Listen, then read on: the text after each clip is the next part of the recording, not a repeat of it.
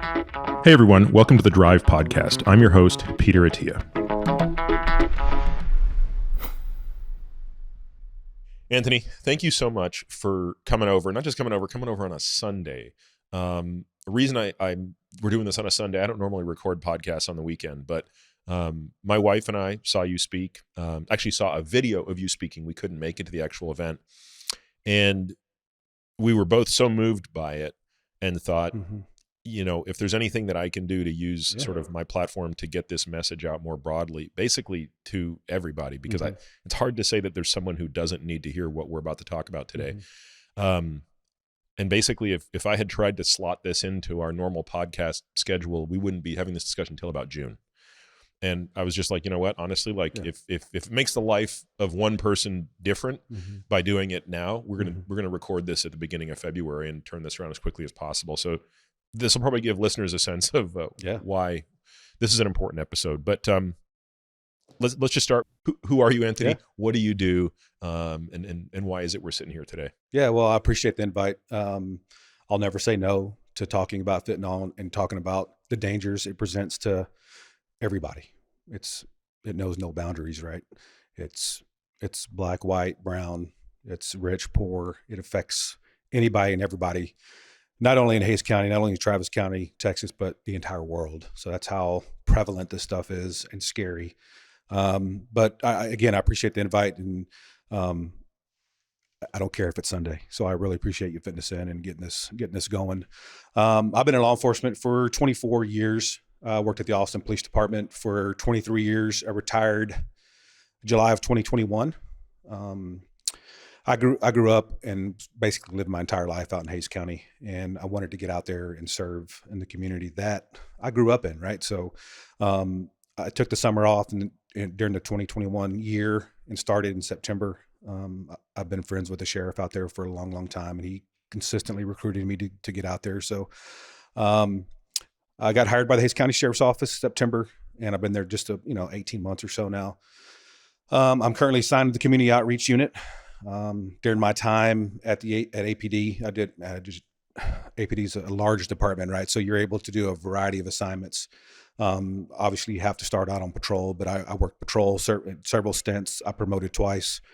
So each time you promote, you got to go back to the patrol division and answer 911 calls and all that good stuff. But I worked in organized crime. I worked in public affairs. I did internal affairs. I did some undercover work. I worked mounted patrol, bike patrol on 6th Street. So in a larger department, you're able to specialize a lot. So I was able to experience a lot and learn a lot about the department, the inside, what makes it tick and all that good stuff. But it was just time for me to move on, and I reached the point where I was able to retire. So I jumped out to Hays County, and I'm on side of the Community Outreach Unit, and all we do is get out in the community and visit and show the citizens of Hays County that we're human, right? We're police officers, yes, or sheriff's deputies, yes, but we're humans, right? And our job is to get out in the community and reach people and talk to them. And we do that through a variety of ways. We have a Citizens Police Academy. We do junior deputy academies during the summer. We visit HOAs. But obviously now, since about August, it's all fentanyl all the time, just because of what's going on. So you retired in the summer of 21. And what, up until the point of your retirement, how big an issue was fentanyl making its way into other drugs? Yeah, so at that time, fentanyl was around. At the time I retired, I was in organized crime. I was a sergeant over the criminal interdiction unit, and that's what we did on a daily basis, was battle the Mexican cartel. Obviously, I-35 runs up and down through the middle of Hays County, through the middle of Austin. So I had about 10 officers that were assigned to me, and we had officers that did interdiction work up and down I-35. We had officers that worked at ABIA. We also had officers that worked with FedEx, with UPS, with the Postal Service, to try to interdict not only drugs, but money, guns, and any type of criminal element. So at that time, I think I did about 3.5 years in that assignment. And we started seeing fentanyl probably 2017, 2018, but it was more on the black market. People would order that in the dark web, and it would be sent from China. It would be sent FedEx or UPS. And the majority of our seizures at that time were through FedEx and USPS. We would work with the postal inspectors and security folks with UPS and FedEx, and we would intercept boxes and boxes of illegal, illicit, counterfeit pills. So that's where we started seeing it. What's going on now is the Mexican cartel, being that they're very competitive and they want to own the drug market, they have gotten into the fentanyl game, and that's why we're seeing it become more and more prevalent over the last number of years. Now, I kind of been sort of asleep at the wheel here and haven't Mhm. paid a lot of attention Sure. to this until maybe the past 6 months. But back when I worked in a hospital, we used fentanyl all the time. Mhm. It was a very potent intravenous narcotic. Mhm. So you had morphine, which you would typically give in milligram doses, Mhm. right? So if a patient was having a lot of pain, you would use an intravenous infusion of morphine, Mhm. 1, 2, 3, 4, 5 milligrams, right? So, thousandths of a gram Mhm. of morphine. Fentanyl was much more potent, Mhm. came on quicker, and it was dosed in micrograms, Mhm. right? So now you're talking about like it's a lot smaller a dose, Yeah. and it was a very good drug for pain and sedation. So, if a patient was having even something like a colonoscopy, for Mhm. example, you would use maybe 100 micrograms of fentanyl. So that's 0.1 milligram, Mhm.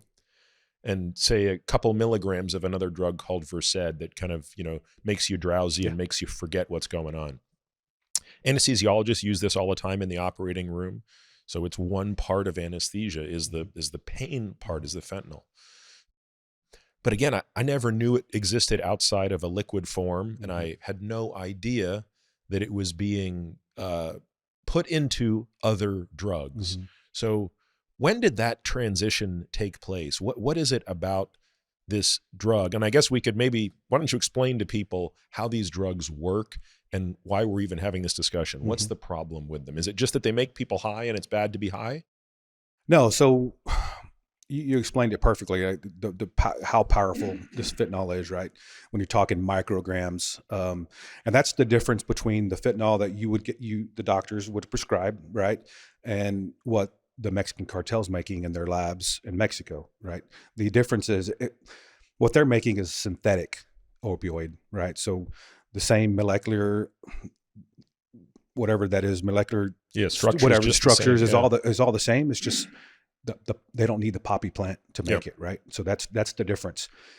The big difference is the dosage. They don't know how to control the dosage, and I don't think they really grasp how powerful fentanyl is. And when we're talking 2 milligrams can kill you, right? So Oh my God, 2 milligrams that's a beyond lethal dose, right? beyond lethal dose, and that's we're seeing more and more of that as we're learning, as we're getting more toxicology back from these And victims. tell folks just so they understand, like, why does this drug kill you? Is it giving people heart attacks, or what is the actual thing that's killing people? Yeah. So how it works is when you take the fentanyl and it has a lethal dose in it, it basically attacks your respiratory system, right? It slows everything down. That you get that euphoric high, but you don't realize that it's shutting your body down. And once your respiratory system starts shutting down, your heart rate starts going down, and you can be dead in an instant. And that's how powerful and scary this stuff is. Yeah, and I'll tell you, even in the hospital, we saw that. Mm-hmm. That was not uncommon Mm-hmm. in a hospitalized patient that you accidentally gave too much. You misjudged a person's sensitivity, and Mm-hmm. you gave them 100 milligrams 100 micrograms. I'm Mm-hmm. sorry, when they probably should have only had 50 or 75, Mm-hmm. because you didn't understand some other factor about them. And all of a sudden, they would slow down their breathing rate to the point where you would either have to put a breathing tube in them to Mm-hmm. breathe for them, or you would have to give them something like Narcan to reverse the effect. Mm-hmm. And again, there were actually examples in the hospital I trained in where patients had narcotic overdoses completely by accident, but due to the potency of these drugs, especially to fentanyl. Much Mm-hmm. less common with morphine, Sure. more common with fentanyl. And so you think, gosh, if that can happen in a hospital, how much more likely is it if you get this dosing Mm-hmm. schedule wrong outside the hospital? And as we're about to discuss, Yeah. they're not off by 10 or 20%. I mean, they're off by an order of magnitude in this. So Okay, so let's go back in time, right? So, and again, think about this over the course of your career.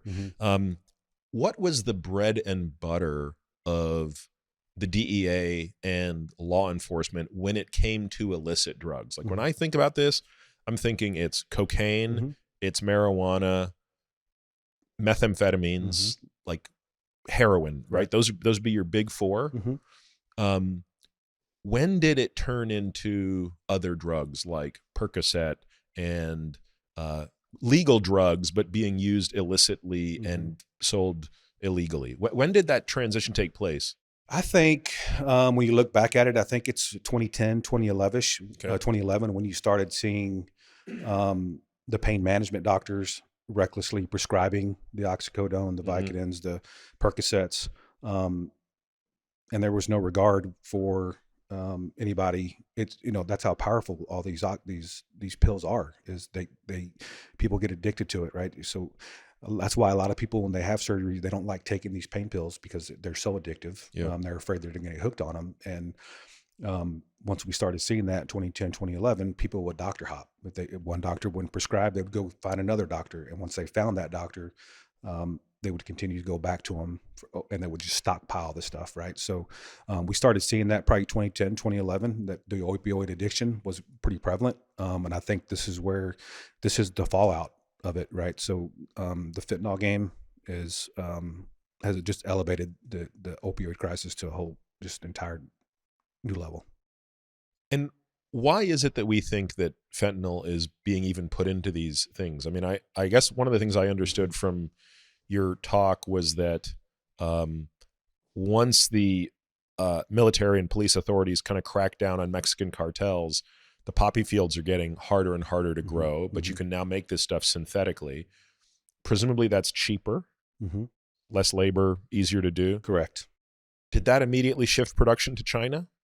So when the Mexican cartels, when they found out about what China was doing over there, they started buying the precursor chemicals from China to start making this. It's synthetic, so it's an illicit, pure fentanyl, right? So they want control of the drug game. They want that, and it's much cheaper for them to make the fentanyl than it is the cocaine, the heroin, the methamphetamines, simply because they don't have to worry about the poppy plants. They don't have to worry about the weather. They don't have to worry about the labor. They don't have to worry about a variety of things when they're trying to grow the poppy plants. So when they found out they can make it synthetically and make it just with chemicals, that's when they started buying from India and China. What we're learning now, and what I've heard, is they're starting to make the precursor chemicals themselves in Mexico as well, which is obviously making it cheaper. So they don't have to buy it from overseas, so they can make it much cheaper and much faster. And once they get that fentanyl by the kilo, they just ship it across to their, the counterports here in the U.S. Yeah, it's insane. Maybe before we go any further, because there's so much more I want to probe on this, let's kind of bring it back to a story. So we'll show a video now that you shared that night when you gave the presentation here at the school district about the parents of a boy who lost his life. So let's let folks watch that now. Yeah. This is Kevin McConville. He was 17 years old.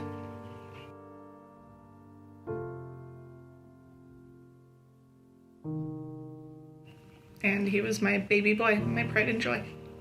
Born May 9th, 2005. Amazing kid. Full of life and loved the outdoors. Very creative. Was planning a career in the military and possibly becoming a welder. He would have been a senior this year. He has a little sister that he loves very much. The night of August 2nd, he asked if there was any more pizza, and I told him no, unfortunately, and I could make him his tuna. And he said no. He said, I'm just gonna go upstairs and go to sleep. And I said, I love you.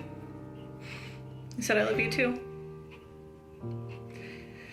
The following day, I found him in his bed, asleep. What appeared to be asleep. But he was gone. And I couldn't bring him back.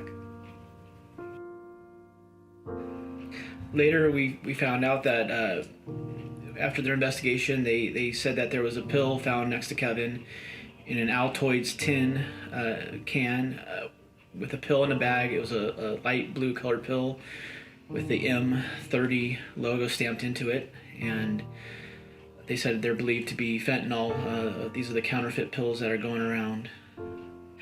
I contacted one of his friends shortly after he had passed away to let him know that Kevin was gone.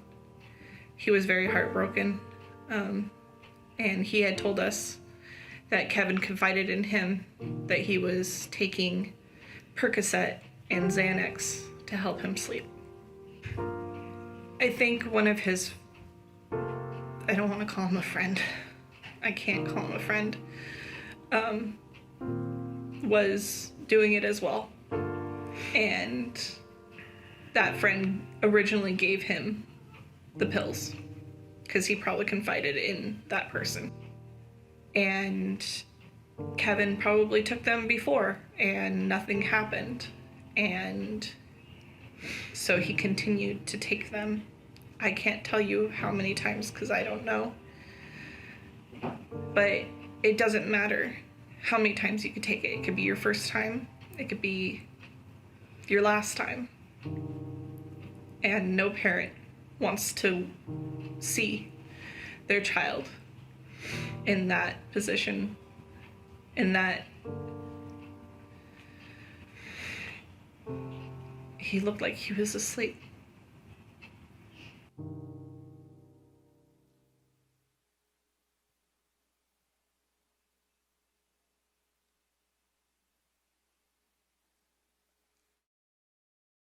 That's a hard video to watch.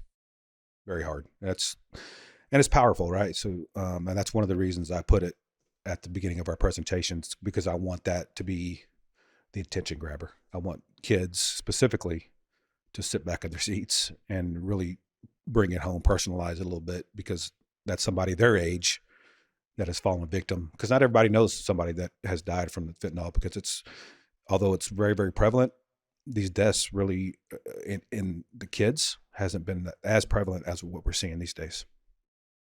I think the other thing that you made a really important point of in your talk is we really want to talk about these as what they are, right? These are accidental deaths, Mm-hmm.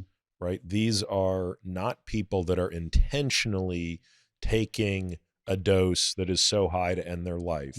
Mm-hmm. This is someone who thinks, in the case of Kevin, that they're taking something to help them sleep, Mm-hmm. and then they don't wake up. Right. Let's go back to this idea of, do we know, by the way, what dose was in Kevin's system? I don't think toxicology has come back on Kevin's case quite yet. Mm.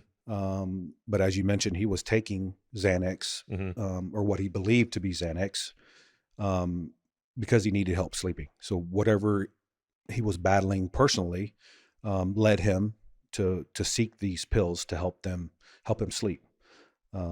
We all battle our own demons. We all have our own stories, right? So we don't know what Kevin was dealing with, right, personally. Did he have issues at home? Did he have, was he getting bullied at school? Was he, girlfriend just break up with him? Is he getting bullied on social media? Just the kids these days battle so much more than what we had to deal with simply because of social media, right? So that's what I tried to relay to these kids is I want to get rid of the stigma. Like, let's figure out why you're making that decision. Right. Why were you needing Xanax to sleep in the first place? And why are you seeking this thing out? And it doesn't mean you're druggy. Yeah. Right. And I preach that over and over, because I'm not trying to do a say no to drugs talk. I'm trying to personalize it. I'm just trying to bring as much awareness to this crisis, and it is a crisis, and what we're dealing with. I want to be able to personalize it, and we have to get rid of the stigma. We want kids to be able to come forward and ask for help, and whatever Kevin was dealing with, he led him to take these pills. His parents had no idea what was going on until his mom or his dad walked into his room the next morning and he was lifeless. And they've been very brave. They've joined us in several presentations. It's very hard for her. But I think it's also good for her and other parents to talk about it. They're very therapeutic, and they're very passionate about saving somebody's life. So they'll never know why, right? And that's the hard part for them. And I still talk to them on a regular basis. And they're actually having the celebration of life here in May for Kevin back home in Nevada. That's where they moved from.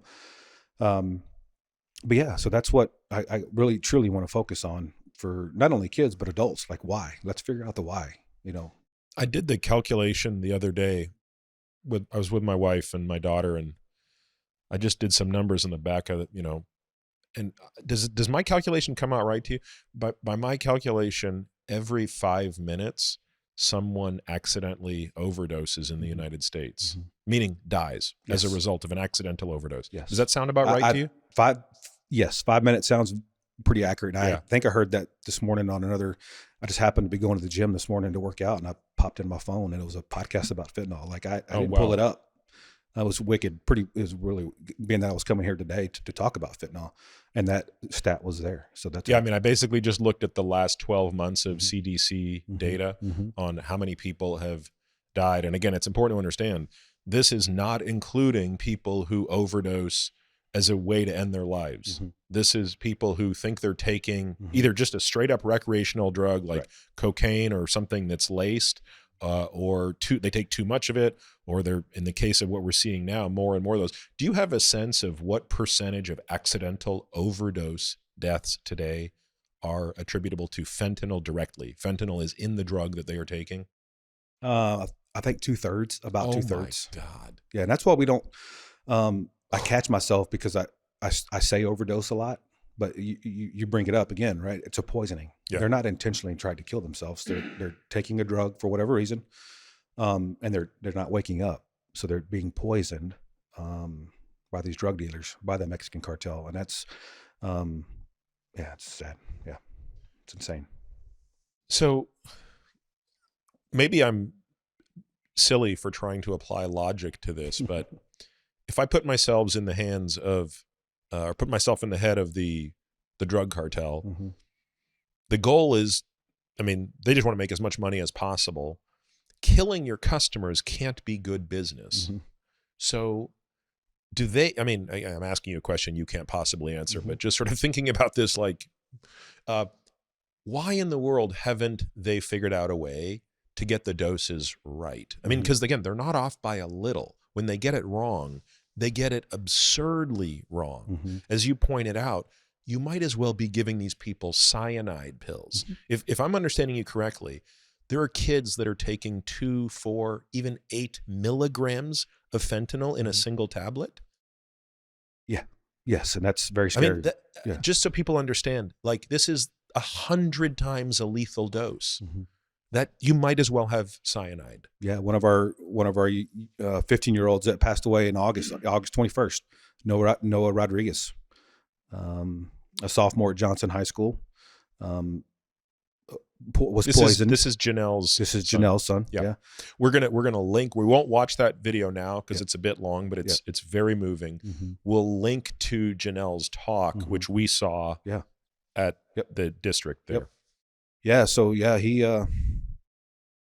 he took some Percocet, what he believed to be Percocet, and his mom got a call at midnight, August 21st, to someone screaming on the other end of the line saying, Noah, we believe Noah's overdosed. We believe he overdosed. So I'm doing CPR. Janelle was in Buda. The overdose of the poisoning took place down in San Marcos. So by the time she got there, her mom and dad had already made it to the scene. She got out of the car and her mom just shook her head saying he's gone. What she has since learned, as you mentioned, Noah had 8 milligrams of fentanyl in his system. They got toxicology back just a week or two ago, and it was pure illicit fentanyl that was in his system. And that's 4 times the amount that it takes to kill somebody. It's insane. It makes no sense. You brought up, why do they? I get that question all the time. Every press, like, why are they killing their customers? And to me, it's happening so often they don't care what they do. Obviously, they don't want 4 kids to die in a 4-week time frame, because that's when they get the attention of the DEA and other law enforcement. But if they kill a person here or a person there, to me, they don't care, because Well, someone clearly they right don't behind care. them. I mean, yeah, Right. there's no question that they care. Yeah. Care about the kids. Right. I just think even if you were thinking about this through the lens of having a business empire, yeah. how about just floating below the radar and not killing anybody? And as you said, I mean, the numbers are exploding. So 10 years ago, if you said to me, what is the greatest threat to a young person's life? By young person, I mean under 40. Sure. I said it's 2 things. It's only 2 things that matter. Everything else is noise. The only 2 things that matter is dying in a car accident and suicide. Yep. You're going to take your own life, or you're going to die in a car. And again, we can get into all the whys. It's alcohol. It's, there's a whole bunch of reasons. But as you know, today, accidental overdose dominates those 2 like they're now the rounding errors. 100%. In 1 decade? Yep. And those numbers have gone up exponentially since about 2010, 2011. And I just want to make sure listeners understand, you're not using the word exponentially hyperbolically. No. You are absolutely correct. It is not a line, it's an exponential line. 100%. I think somewhere here I even have these numbers, because I couldn't believe when I saw it, right? Yeah, we're talking in 2018, 2019, 2020, and 2021, just looking at fentanyl seizures, you go from 200,000 to 1.5 million to 4.1 million to almost 10 million. I mean, yeah, and you brought it up in 2021. If you're between the ages of 18 and 45, fentanyl was the number 1 killer. It wasn't gun violence. It wasn't car crashes. It wasn't suicides. It wasn't COVID. It wasn't any of those things. It was fentanyl poisonings. And unfortunately, I think when we get the 2022 numbers back, that it's not going to be 18 anymore. It's going to be 13 or 14 to 45. And that's strictly because I believe, and the DEA believes, that the Mexican cartel are specifically targeting our young folks. And that's why we're seeing that. Can you say a bit more about what that looks like? How are they doing that? One of the ways they're doing that is they've started making what we call in law enforcement and DEA calls is a rainbow fentanyl or candy fentanyl, and it's made to look just like candy. It looks attractive to the young folks. It looks pretty, right? So it won't kill me. It won't happen to me. And they're also targeting young folks because they want to get people addicted a lot younger, so they have that customer base a lot longer. Tell me what the chain looks like. So you're saying, like, if 13-year-olds and 10-year-olds are potentially now being targeted, you're going to expand your market, right? Who's the drug dealer in that situation? How is it getting its way from a Mexican cartel to distribute these, much more friendly looking drugs? It's no longer a shady looking Percocet with a stamp on it. By the way, I think we're going to link to some photos of these that you shared. Yes. Because this is the other thing that surprised me, is how good the counterfeits are. You can't tell. They're the difference. indistinguishable. Yes. I always assumed when people were getting counterfeit Percocet, I was always like, well, they just don't know what real Percocet looks like, and that's why they're being fooled. Right. But that's not true. Nope. This is color matched, printed identical. Which, by the way, Anthony, you'll have to forgive me. No, you're good. This brings me back to my frustration. You figured out how to color match, perfectly stamp, and manufacture this, and yet you're off by a dose of 1,000 on the active ingredient? It just boggles my mind. I'll never understand. But so back to the question. We're now seeing this in middle school. Is that right? Yes. As a matter of fact, our most recent death in Hays County was a middle school student. She was 13 years old. And it's all related back to fentanyl. So how did this drug how did she acquire this drug? Yeah. So basically the majority of the time, they'll make the illicit pure fentanyl in Mexico, smuggle it across the border to their counterparts here in the United States. And then it just gets distributed through to every major tell me city. how that happens, by the way. I'm so ignorant of Yeah, this. yeah, So the fentanyl is coming over in a powder form? For the most part, yes. It comes in and it's blocked in a kilo, just like a brick of cocaine would come across. Or So a kilo of fentanyl, what is the wholesale price for that? I'd have to look that up, to be Okay. honest. I don't know what that But price it's is. cheap compared to a kilogram of cocaine, a kilogram of heroin, a kilogram of any other drug, Yes. based on the fact that you get to make it synthetically. Correct. And that, Okay. yes. So your feedstock Mhm. comes to Mexico now Mhm. from China. Right. They synthetically manufacture pure fentanyl. Mhm. It gets shipped and it's cheap as hell. They get it across the border. Again, walk me through that. Yeah. What's the most porous part of the border that brings this stuff into the United States? Vehicles. I mean, In small batches?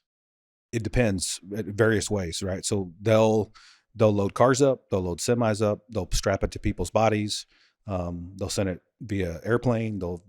Drones are real big now, getting across the border. So Drones that fly at what altitude?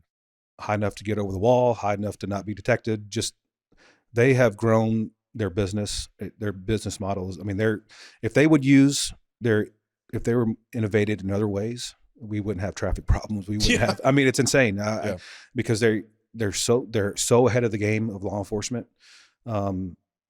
Like some of this stuff's not even getting detected by X-ray. Some of this stuff's not even being detected by narcotic dogs. They're finding various ways to smuggle it in. So when I talk about the candy fentanyl or the rainbow fentanyl, they're actually smuggling it into the country inside Skittles, inside Nerd boxes, inside. It doesn't have Skittles in it, but it's full of. Wait a minute. You mean in Mexico they make things that look like Skittles, or they're just putting pure fentanyl into a Skittles box and shipping the Skittles box? Yeah, they're making the fentanyl pills look like a candy and putting them into a real candy box. Into a real candy box. And then that just comes over in a regular truck. You would never even know. So unless you've got a sniffing dog, or if you do a random inspection at the border, you'll never catch it. I think I heard a stat to where the folks down at the border probably intercept 5 to 10% of the narcotics that go across the board. It's, again, not to get so off on these tangents, but is that a staffing issue? Is it simply a numbers game where unless you're willing to stop and seize every vehicle crossing, which would of course make transport over the border impossible, that's all you're doing? That's all you can get? There's so much of it. And it is a staffing issue, but it's a variety of things. They're so smart in how they get it across the border that we're not able to detect it. I heard a stat this morning, actually, it was between 5 and 10% that they actually were able to intercept at the border. So that leaves other law enforcement entities throughout the country to try to intercept it. Just from a jurisdiction perspective, the border seizure is the responsibility of Border Patrol, or DEA? It's the Border Patrol. There's DEA folks. So the second they make it across the border, it's a DEA law enforcement issue. It's an every law enforcement issue, 100%. Once it gets across the border, yes, it's a DEA, it's the FBI, it's the ATF, it's local law enforcement, federal law enforcement. It's anybody and everybody that specializes in tackling this narcotic game. And just so I understand the logic, they're going to put these things in Skittles because the idea is a kid that tries one of these Skittles, even if they're 13, is going to get high, and getting high feels good, and they're going to want more of those Skittles. Is the impression that the kid thinks it's a Skittle, or pretty quickly realizes this is no Skittle, but whatever it is, I love it, and I just want more of it? Yeah, no, I think they do that specifically just to smuggle it into the country. I see. Okay. So it's not that they're selling Skittles. No. So they're going to break it apart when it's a Skittle and turn it back into pills. Yes. Okay. It's a fentanyl pill, and that's how they'll sell it. All right. So let's go back to this girl in 7th grade. How did she come into possession of this stuff? Was it through an older sibling, or was she the direct person who got it from a dealer?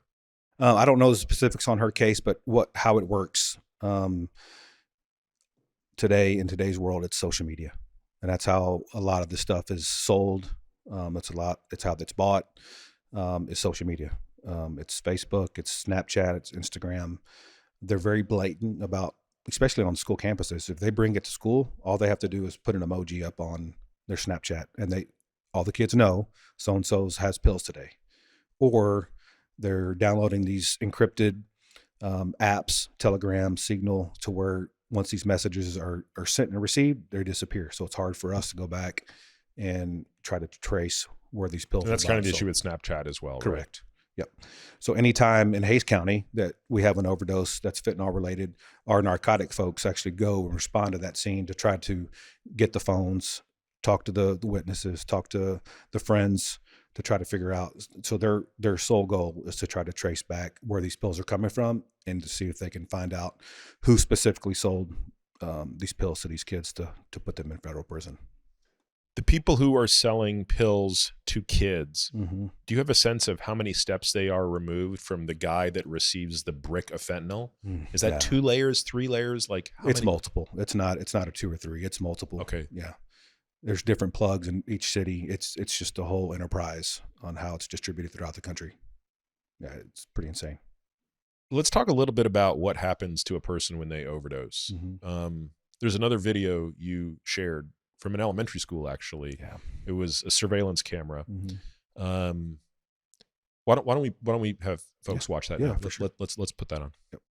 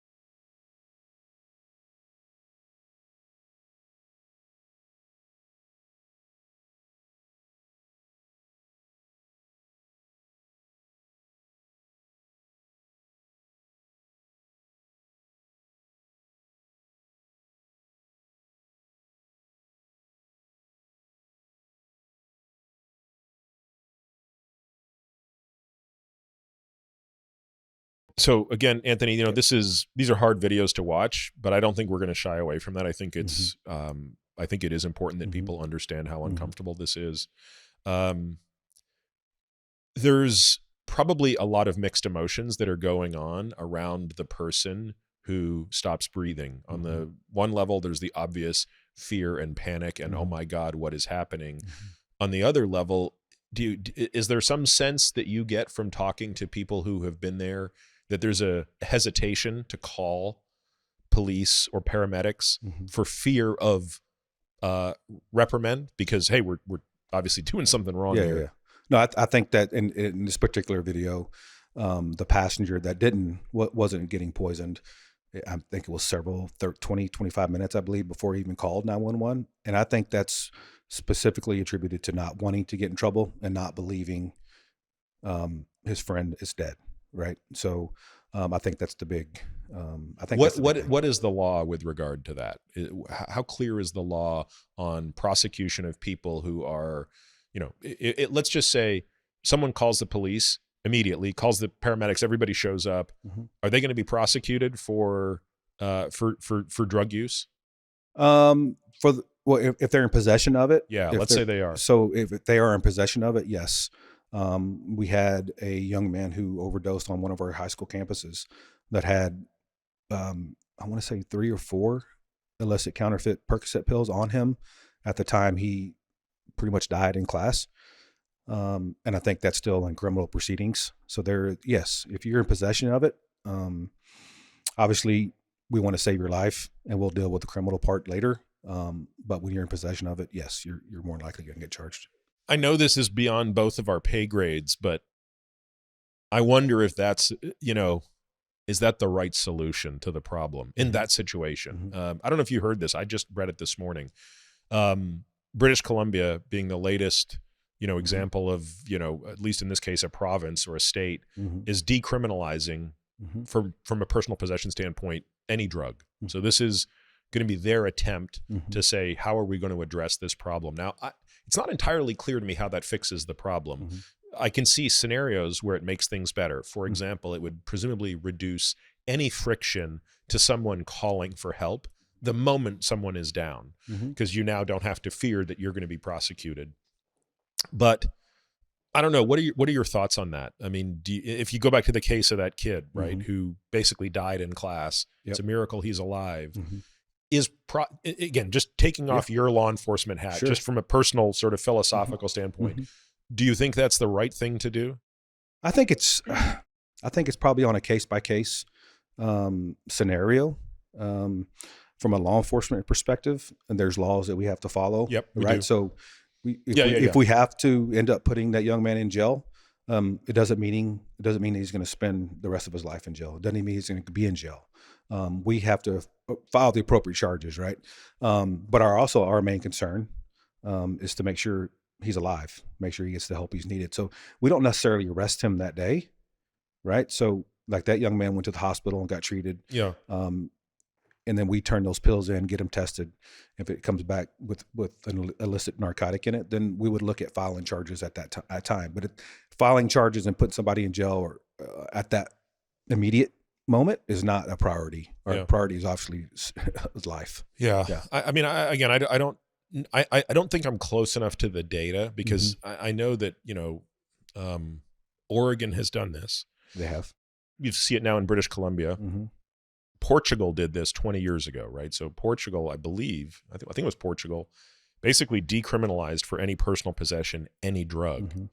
And interestingly, their accidental overdose rate dropped to lower, I believe, than any country in Europe. Mm-hmm. Now, that said, it is on the rise again, along with this problem. So in other words, fentanyl is raising all boats at the moment, including even Portugal.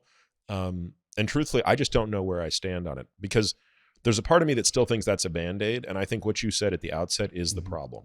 Even though it sounds like a cop-out, it's not. I think it is the problem, which is why do you need fill-in-the-blank drug? 100%. Why do you need Percocet? Why do you need Xanax? Why do you need whatever it is? Right. And without the answer to that question, I think it gets very difficult to think about this. 100%. I think,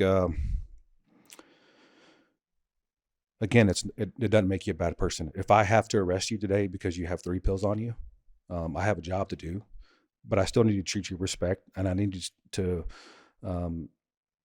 try to help you. Like, I'm going to put you in jail today, but when you get out, let's figure out a way to get you the help you need, or find you someone to talk to figure out, again, why are you making that decision? Because that's, without that why, that person will never be able to get the help that they need.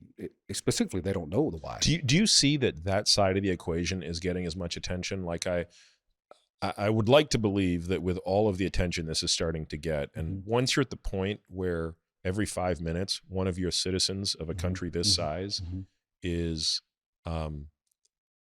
killing themselves accidentally with poison, that should be enough to get attention. Do you feel that most of that attention is being channeled into seizure, stopping the cartels, the law enforcement side of it? And do you feel like enough of it is going into that side of it that you're talking about, which is the mental health side? No. No, I don't think so. I think it's because it's becoming more and more prevalent, and more and more people are starting to ask for help, and we're starting to learn that there's not enough rehab places for these people to go to. Several kids have come forward at Hasty ISD and asked for help. They've talked to their pediatricians, they've talked to counselors and teachers, and some of the issues they're running into is they're being told, well, give me 6 weeks and I'll have you a bed, or give me 3 months and I'll have you a bed. That's not acceptable. Yeah. Right. So it's not just a law enforcement thing. It's not a school district thing. It's a community that needs to collaborate together to try to figure out ways to help everybody, to help the folks that are struggling. Right. We're not going to save everybody. We're just not. I've been a cop for 24 plus years. I've arrested many people that have had drugs or put drug dealers in jail. So we're not going to save everybody. The war on drugs, we're never going to win. We're just not. But if we can take 10 pills off the street a day, that's what we're seeing now is probably 6 people that we've saved, because 6 out of every 10 illicit counterfeit pills have enough fentanyl to kill somebody. So if we can take 10 pills off the street, we're potentially saving 6 lives. And if I can go talk to a group of 300 students and I can keep one kid from making that decision to take a drug, or if I can get one of those kids who's struggling with an addiction to say, hey, I need help, then I think I can sleep well at night knowing that we're doing something to help. Right. So I want to talk about that, because I think that's sort of why we're sitting down here today, right? Sure. Which is what, I think one of the things that moved us about kind of your presentation was just how much you were putting of yourself into this, like how much you're going around, just talking to random parents like us, going to school meetings, doing all this kind of stuff. But it's so much of what you talked about blew my mind. I want to get to a few more of those things before I come to the nuts and bolts of it. Sure. I have a lot of technical questions about Narcan and all that kind of stuff, but I've been hearing some other really frightening things. So talked to a friend, I don't know, a couple of weeks ago, I was talking to a friend of mine who goes to Burning Man every year. As you know, Burning Man's a place where a lot of drugs get done. And he said, and maybe I heard him wrong, or maybe he got his facts wrong, so maybe someone listening to this will correct this. But he said that at Burning Man, there were at least 2 deaths attributed to fentanyl in drugs that normally would never have fentanyl in them. One was cocaine and one was ketamine. Ketamine, of all things. Ketamine is a perfectly legal drug. Now, it probably was being used, off label, so to speak, but clearly this was a person who was using, counterfeit ketamine. What is the breadth of drugs that you're seeing this? So we've already established it's going into every single counterfeit pill out there, potentially. So that's going to be all of your pain meds, of which I'm guessing Percocet, Oxycodone, Oxycontin, Dilaudid are your big boys. Correct. Then you've got it going into the benzos. That's your, Ativan, your Ambien. Probably is it going into sleeping pills and stuff as well? Yes. Adderall, stimulants, any pill, anything that's a pill that kids want. It's going to be laced. 100%. Okay, that's frightening because I know that I can hear this from my daughter saying it's not uncommon for kids to say, "I need something to help me study. I need something to help me sleep." 100%. Where else is it going? Has this crept its way into anything that has to do with marijuana? Yes. We're talking every illicit recreational drug that's out there: cocaine, heroin, methamphetamines, Molly pills, X, marijuana. We haven't seen this particular here in Central Texas yet, but DEA says, you guys know how prevalent vapes are throughout the country and all the schools. It's just a matter of time before we start seeing it in Central Texas, but they're starting to see vape pens that have the THC in it also contain fentanyl. So any illicit drug, any vape pen. And again, just to be clear, there's no reason to do this unless you're trying to get people higher than 100%. normal. That's the only reason. Because there's no cost benefit to putting fentanyl into THC. They're totally different agents. Right. Correct. So they're basically saying we're betting that you're gonna like this THC so much more because somehow it's gonna get you the marijuana high, which is totally different, right? Right. From the opioid high. And we're going to make a more addictive product. And yet again, they screw it up and put too much in. It's a competitive market, right? So they want people to seek them being the drug dealers, out for this particular drug. This drug dealer has the strongest cocaine on the market. Everybody go to him or her. These folks are thinking they're taking cocaine, not realizing that when the pure fentanyl gets here to the country, that the drug dealers on this side of the border are starting to put fentanyl in all their drugs. So when they sell it, they want their stuff to be more powerful. They want that street cred because it goes out on social media. So-and-so has the strong cocaine. Go see him or her. And that's the only reason they do it, is they want to stand out above the rest. So is there any drug this has not made its way into yet? No. So right now we're sitting here in Central Texas. It hasn't shown up yet, but do you think that's just a matter of time? In the vapes, it hadn't shown up. Vapes, yes, but fentanyl has been seized. Yes. I just mean in vapes. Correct. And is it showing up in cocaine? Is it showing up in other drugs? 100%. It's in coke. To me, if you buy cocaine on the streets today, the chances of fentanyl in it is probably 90 to 99%, if I had to bet. And most of the time, you probably get away with it because it's not a lethal dose. Correct. But you're playing Russian roulette. And I bring that up in my presentations. Specifically regarding the pills, because 6 out of every 10 illicit counterfeit pills has enough fentanyl to kill you. So I stress it to the parents and the kids: you're playing Russian roulette by taking a pill that you don't know where it came from, and that's how. Because we're seeing so many deaths and poisonings throughout Central Texas and the country, that yes, you're playing Russian roulette, and there's no other way to put it. It's just being blunt. Yeah. So let's talk to. I would guess that the majority of the people listening to this podcast are parents. That's kind of the demographic. Or they're going to share it with someone who's a parent, right? Sure. I got to be honest with you. I don't think there's a 13-year-old listening to us right now. I don't think there's a 19-year-old. They don't like listening to cops either. Yeah. But there are a lot of parents listening to us. So what can we do? So let's start with, you're just talking to me and my wife. Okay. We've got a 14-year-old daughter, 8-year-old, and a 5-year-old boy. Yep. So that's one of the reasons I'm pretty passionate about it. I've got kids, right? I got a freshman in high school and a senior in high school.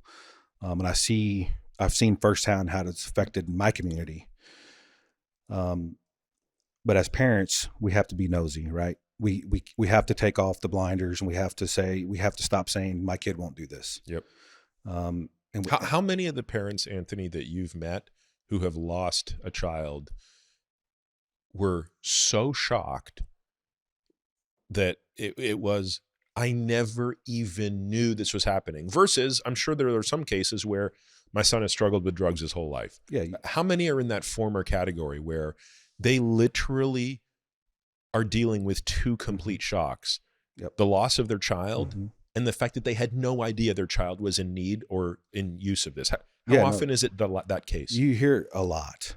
I don't have an exact percentage, but you hear it a lot, and it may not be because they don't know. It's that they refuse to believe it, right? And I get it, and it goes back to the stigma. Like I'm embarrassed if my kids are doing drugs, or I'm embarrassed if my kid's a druggie. So I stress the stigma. Like we have to stop with the stigma, to stop with the judging, and we have to work together as a community to get this as low as possible. We're not going to get rid of it, but if we can move it around a little bit, then we're doing what we can.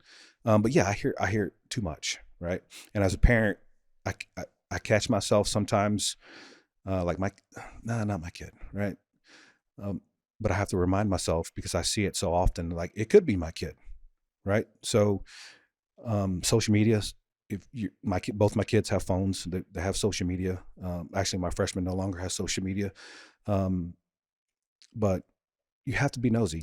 How do you do so luckily my 14-year-old's not on social media. We're going to try to keep it that way as long as possible. But you mentioned it like this emoji means this emoji means that. Is there any chance a parent is going to figure that out? So when I talk about social media to the parents, when I go talk to the PTAs or I go to HOA meetings, I stress, if you're going to give your kid a phone and if you're going to give your kid social media, you better learn as much as you can about every single app that's out there. Because I guarantee you, your kid knows more about that app than you do, right? So if you give them Snapchat, you better have it on your phone as well. And you better learn as much as you possibly can and figure out the tips and tricks that they probably know on how to hide things. They're always going to be more technical savvy than we are. But it's our duty as parents, if we're going to hold them responsible for that, we have to learn about it. And I stress that so much because there's so many. It's not only the apps, it's the games, the Roblox, it's the encrypted apps, Signal, Telegram. So I try to put as much information in my presentation in regards to social media, just so it gives parents something to think about. And I showed that. And we'll link to a lot of these videos in this as well. So perfect. We're going to leave all these resources in there for folks to go to. Tell us about Narcan. So, we used to use Narcan in the hospital. Mostly the use was at the end of surgery. If a patient needs to be brought back and you mistimed the opioid dose, you would use it.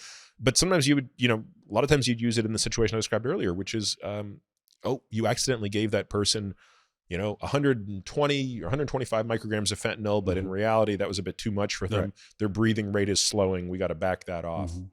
I've already forgotten how long Narcan lasts for, but what is the approximate, like if a kid is down and you give them Narcan, are they out of the woods? Or is there a chance that they have so much drug in them that even though they start breathing again, they're going to crash? Yeah, that's one of the things we try to talk about because kids have started going out and buying Narcan and carrying it with them and saying, hey, I'm going to pop this pill. Hold my Narcan. I'm going to snort this pill. If I fall out, can you please shoot me up? What they really don't understand is this fentanyl is so powerful. It's not one injection of Narcan or one nasal spray of Narcan is not helping because it's so fast acting. And I don't think there's a set time because everybody's different, right? Everybody, is built differently, metabolism different. So there's not a set time. I try to explain that in my presentation as well. But the quicker you get Narcan into that person's system, the better chance they have to live, right? So, but what we're seeing in a lot of these overdoses and poisonings throughout Hays County is one injection is not working. We had a kid 2 weeks ago that took 15 doses of Narcan. 15 doses? Yes. In the field before they were and it's just to play ignorant, I'm sorry, paramedics are not yet there, or they're there, but they don't want to intubate yet. Correct. Paramedics are there. And they're not all intubated. Our deputies throughout Hays County carry Narcan as well. So usually if we're first there and we know it's a fentanyl-related overdose or poisoning. Presumably you're just giving Narcan no matter what. Correct. The guy could be drunk, it's so and you're just going to give him, because it's not going to hurt them if they're not, right? So we try to, play it safe. And if we even suspect there might be some kind of poisoning, we're going to shoot them up with Narcan. It's very easy. And how do you do intramuscular or intranasal? It's a nasal. It's like just like an Afrin. If you're battling allergies, the same thing. But this stuff is so powerful, and depending on how long it's been, their respiratory system could have slowed down to where the Narcan's not going to get through. So that's where the CPR comes into play, not only with the Narcan injection, but the CPR just to get the blood flowing again. And that way the Narcan can get in there and attach to these opioids. So should parents, lesson number one we're taking away is be really hyper vigilant about social media and understand. I've read horror stories of, drug dealers on Snapchat are basically offering drop-down menus, right? It's like, 100%. Do you need something to make you feel happy? Do you need something to help you sleep? Do you need something to help you study? It's very banal language. Yep. And they're not shy about it. But every one of them is fentanyl. Yes. It's some derivative of fentanyl into some other pill. 100%. It's different. It's going to be stamped as a different pill. Right. And then these kids die. Right. And the few times that kids have taken screenshots of their Snapchat is the only way that these stories are coming to light, where you're making the clear link to, hey, this innocent little high school kid is sitting there studying and, wanted something to help him study, wanted Adderall or wanted this thing or the other, and that's, life is over. So that's lesson one. How long does Narcan last? Does it have an expiration date on it? I don't Okay, think so you don't worry about. So is it something parents should have in their house? Is it something kids should be carrying around with them in case if the kid's at a party, if your kids are going to a party, would you tell them to carry Narcan in case something goes wrong with some other kid there? I have mixed feelings about that. But I tell the parents, if you have kids, middle school or above, have Narcan at home, somewhere where you can find it under stress. We all react differently under stress. So it's very important to have Narcan on hand. Don't have it in the box, in the garage, in the top corner where you need the ladder to go up and get it. Correct. Have it somewhere where 100% where it's going to be and you're able to use it right away. Because it may not be your kid that's battling whatever they're battling. But little Johnny could be spending the night with you that weekend and hanging out with your son or daughter for the weekend. But you don't know that he or she's battling anxiety. You don't know that their parents are going through a divorce. You don't know if that person's getting bullied, or if they simply need medication to help them sleep and they've gotten pills off the street because they're going to go spend the night at somebody's house and they're battling anxiety. So it may not be your kid, but if somebody's spending the night at your house and they go into they start getting poisoned, they start showing signs of an overdose. If you don't have Narcan on hand, you're going to feel really bad. Can Narcan be purchased without a prescription? Yes, you can go to websites. The federal government will mail it to you. It's becoming more and more prevalent. You can go to Walgreens and buy it, CVS. Okay. But yes, 100%. So we should all be just going out, buying Narcan, having it in the kitchen drawer where it's under any situation you can access it. It's sad that we have to do that, but it's the world we live in. But it's like, you almost think of this like we have, fire extinguishers and fire blankets in the house in case one day the grill catches on fire or there's an oil fire. So you just sort of have it. Tell me why you have mixed feelings about if your son is going to a party, and let's just assume, even though we should never assume, that you feel very confident that, your son's going to break some rules, but not this rule, right? Your son's probably going to have a beer, but he's not going to take a pill that he doesn't know what it is. Do you worry that that's sort of, tell me what your reservation is. Yeah. To me, it's almost like you're giving permission, right? But in the same hand, it's almost like a designated driver. That Narcan is your designated driver. So I guess if you're going to take drugs, you're doing it responsibly, right? I guess, but they're legal, right? Well, I'm not even thinking, I was just thinking more of, you're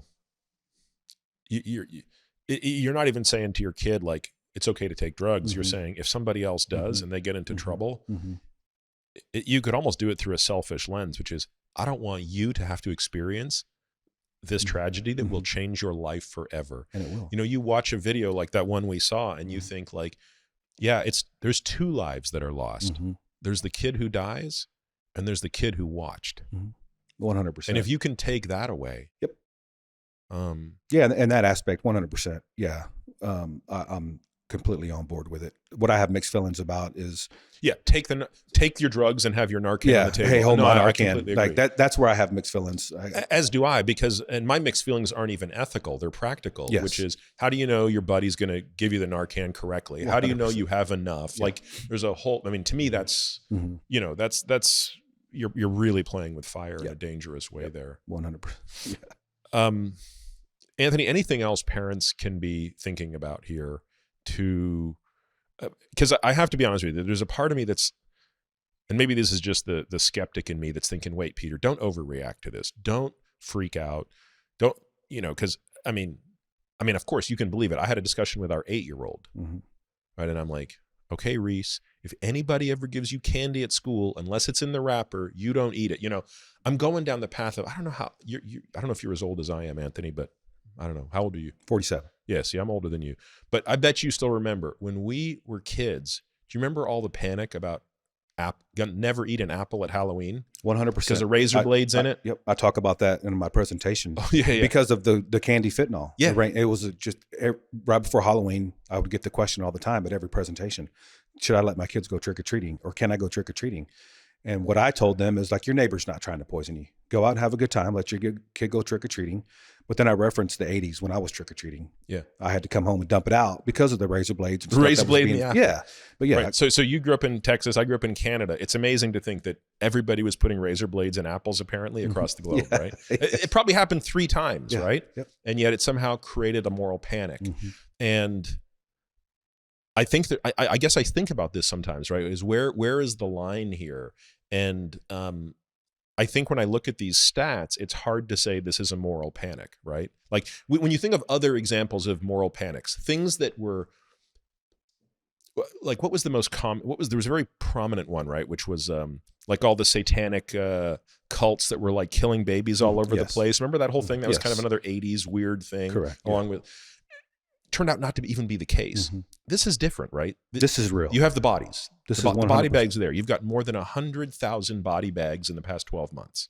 Yes. It'll be very interesting to see what the 2022 numbers are. I keep waiting for those to come, and I don't know if I'm not looking forward to them because I know they're going to be scary, but they're real. And this is not a panic. I'm not trying to scare people, right? When I go out and talk to them, I just tell them what I know and try to because it's real. It's not going anywhere. It's going to become more and more prevalent. And unfortunately, we're going to start seeing stuff that's stronger than fentanyl because they're starting to change different structures in the molecule structure to make stuff stronger than fentanyl. We haven't seen it in Central Texas, but up and down the East Coast, they've seen like nitazines, and I think it's called isotopes. There's some other stuff that's there's another variant of it called sufentanil that is sufentanil, carfentanil. Yeah, sufentanil is like insanely potent. I mean, I was told from somebody on the inside that it's the single greatest regret of the FDA was that they authorized sufentanil as a so sufentanil I think is technically a Schedule II drug, meaning it's highly controlled but still medically can be used, for like cancer patients and things like that. But I've been told that they have enormous buyer's remorse at having authorized it or allowing it to become legal in that setting because it's it makes fentanyl look weak. Correct. And you've sort of opened up an awful Pandora's box. Correct. And I think in that aspect is they're also trying to create the Narcan, like a super Narcan, to try to battle what's coming. And unfortunately, it's just a matter of time before we start seeing that here in Central Texas. Yeah. Anything else, Anthony, that you want to get across to?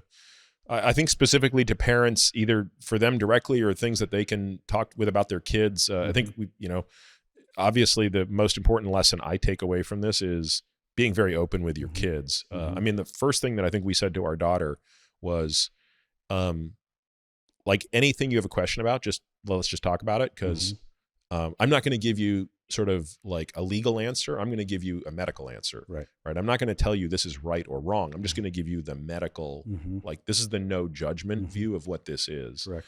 I don't know if that's enough. It's something though. And that's what I don't think probably enough parents are doing. So, like I said, I have 2 kids, I have 2 daughters, and I've seen so much in my 24 years of law enforcement. There's a ton of stuff that I want to unsee. But I've always been upfront with them about the world and what I encounter and what's out there on the street, because I want them to know. And I'm not trying to scare them. I want them to know exactly what's going on and how it affects you. So we need to start in elementary school. You mentioned talking to your 8-year-old. It's huge. Like the schools out in Hays County have started hanging signs and posters that are age appropriate, talking about pills, talking about fentanyl, to where that conversation is starting at a younger and younger age. We haven't gone into the elementary schools and talked to the kids, but we go and talk to the parents. We go to the PTAs. Yeah. We hold public presentations because I want those kids, the parents of those elementary school, to start having those conversations at that age, because if that's where we'll start seeing the difference. If the more knowledge they have, the more right decisions I think will be made. And again, I don't try to scare people. I don't, high school kids don't want me to go up on stage and preach to them, but I just try to humanize the badge as much as I can and just try to show them that I care about you guys, and because it affects first responders too, right? Because we go to these calls, and we can never unhear the mom screaming No. because their kid's lifeless on the ground, and I can't unsee that, right? Yep. And that affects not only officers but firefighters, paramedics, doctors. That's the stuff that we don't want to deal with either. We don't have to experience that. We sign up for it, yes, and we're going to try to save everybody, but yeah, just have those conversations as much as possible, and never not think that your kid won't do that, right? And just be nosy. Really, you just have to be nosy, unfortunately, and never believe your kid won't do it. I just have to stress that a lot because I've heard it too many times. I can't believe that happened. I never knew my kid would never do that. And as parents, we want to believe that, right? I don't want to believe my kid did what they did, but they did. Let's figure out why, right? And just, your kid better than anybody. If you start seeing the different signs, their friend groups are changing, the grades start suffering, they're losing too much weight, they're gaining too much weight. When your kid's off, right? I mentioned my freshman not having social media. Like I gave her social media at a too young of age because I tried to compare her to my older daughter who was much more mature, and it affected her because she battles anxiety, depression, some other things. And I took social media away from her. And probably about 2 months ago, she came up to me and she's like, "Dad, I want to thank you for taking TikTok away from me because I'm so much happier. I didn't realize how much it affected me because all she would do is sit in her room and scroll, right? It's just mindless stuff and it holds so much power over your kids. Just be mindful of that and get to know your kids. It sounds funny to say you should know your kids, but some parents, they don't, right? Get to know your kids. And when you start seeing something's off, start having those conversations. The way I think about what you're doing, Anthony, is I think of you're a guy walking down a beach, and it's not just you. There are a lot of people doing this, but I think this has become your life's mission now. Mm-hmm. And you're a guy walking down a beach with another guy. I'm borrowing this from a story, and there's 100,000 starfish washed up on the beach, mm-hmm. and you're walking with this guy. And you're picking them up, and every few steps you pick one up and you throw it back in the ocean. And the other guy says to you, "Anthony, what are you doing?" Mm-hmm. And you said, "Well, the tide is out, and all these 100,000 starfish on this beach are going to die if they don't get back in the water." Mm-hmm. You pick one up, throw it in. Mm-hmm. Guy looks at you funny, and he says, "Anthony, you can't possibly save all these starfish out here. You can't possibly make a difference."